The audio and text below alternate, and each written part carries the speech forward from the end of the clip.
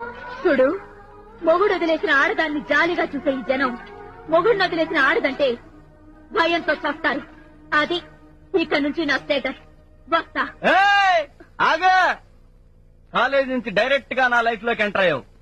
ఇప్పుడు నా లైఫ్ లో నుంచి ఫస్ట్ టైం సొసైటీలోకి వెళ్తున్నావు. అక్కడ చెప్పుతో కొడితే ఇక్కడ నా బూటకాల దగ్గర పడతావు. అదే తరతరాలుగా మీ ఆడవాళ్ల నుదుటిని ఈ సంఘం రాసిన రాత. ఆ రాతనే నేను తిరగరాస్తా. చూడు మిస్టర్ శంకర్, నువ్వు ఊహించుకున్నట్టు ఆ పాతకాలపు అమ్మాయిని కాను నేను. మానాభిమానాలే ఆరో ప్రాణంగా బ్రతికే ఈ కాలం ఆడపిల్లని. చూడు, నా మెడ పట్టుకుని నన్ను బయటికి గెంటేద్దాం అనుకుంటున్నావేమో.